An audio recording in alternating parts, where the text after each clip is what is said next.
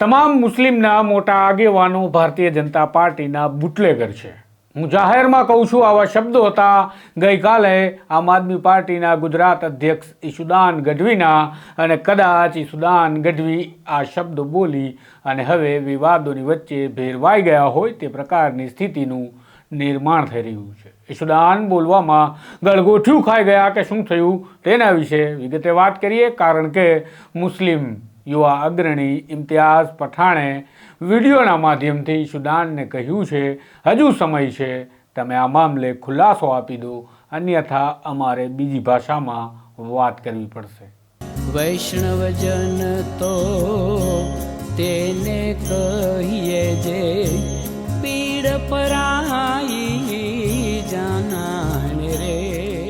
નમસ્કાર, હું છું આપની સાથે તુષાર બસિયા. નવજીવન ન્યૂઝમાં આપનું સ્વાગત છે.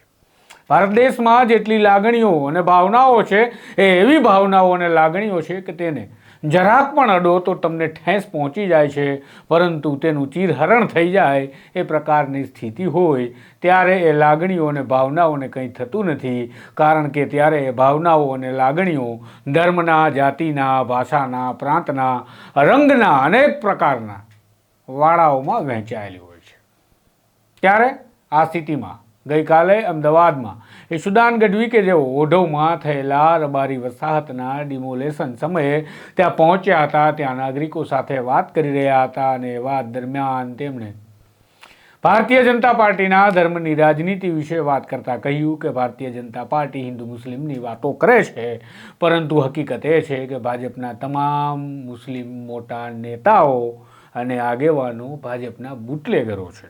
અને તેમને આ વાતને સ્વીકારતા આગળ કહ્યું કે હું આ વાત જાહેરમાં કહું છું કે આ નેતાઓ ભાજપના વેવાઈ છે, અને ત્યાંથી વિવાદ સર્જાયો છે. પહેલાં એ વાત સાંભળી લો, બાદમાં મુસ્લિમ યુવા અગ્રણી ઇમ્તિયાઝ પઠાણે ઈશુદાન માટે શું કહ્યું છે તેની પણ વાત કરવી છે.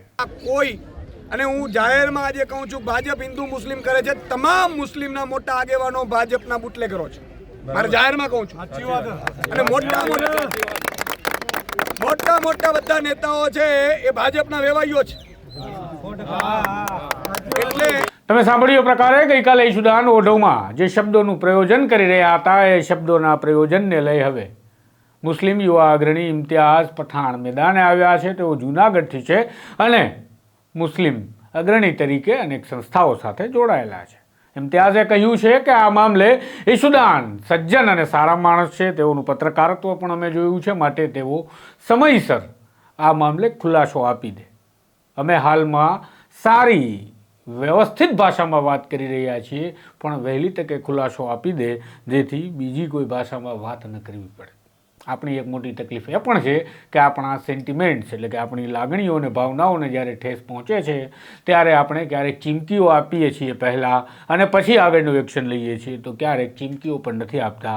તો અત્યારે આગળનું એક્શન લેતા પહેલાં ઇમ્તિયાઝે ચીમકી આપી છે, તેમના આપો ખોઈ અને પછીના શબ્દો ન બોલવા પડે તેના માટે. સાંભળો ઈશુદાનને તેઓએ શું કહ્યું છે. સલામ દોસ્તો, નમસ્કાર. હું ઇમ્તિયાઝ પઠાણ. આમ આદમી પાર્ટીના નેતા ઈશુદાન ગઢવી દ્વારા આજે એક જાહેર કાર્યક્રમમાં મીડિયાને સંબોધવા સમયે એક એવું સ્ટેટમેન્ટ આપવામાં આવ્યું, જેમાં ઈશુદાનભાઈનું કહેવાનું એવું છે, તમામ મુસ્લિમના મોટા આગેવાનો ભાજપના બુટલેગરો છે. આ વિડીયો પહેલા જોઈ લ્યો. કોઈ અને હું જાહેરમાં આજે કહું છું, ભાજપ હિન્દુ મુસ્લિમ કરે છે, તમામ મુસ્લિમના મોટા આગેવાનો ભાજપના બુટલેગરો છે. મારે જાહેરમાં કહું છું.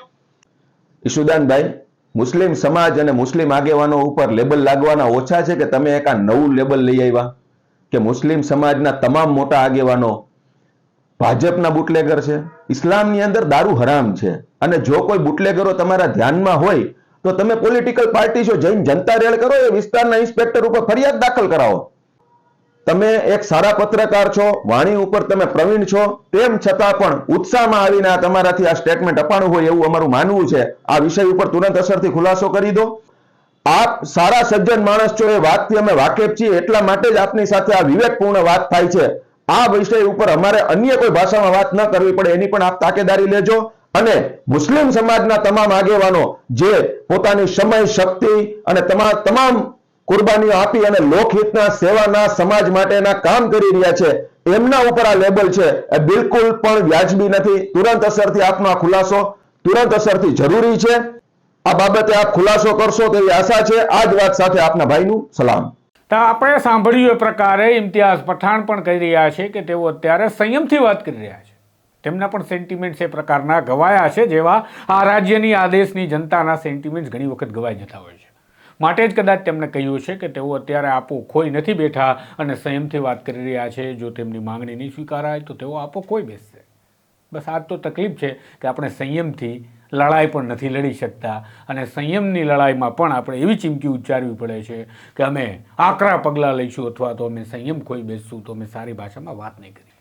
વિચારો, આપણી લડાઈઓના ક્યાં સુધીના આપણે નિર્માતા બની ચૂક્યા છીએ કે જે લડાઈઓ હંમેશા આપણને ધૃણા, હિંસા અને અલગાવવાદ તરફ લઈ જઈ રહી છે. આ પ્રકારના અહેવાલો, વિગતવાર સમાચાર માટે જોડાયેલા રહેજો નવજીવન સાથે. નમસ્કાર.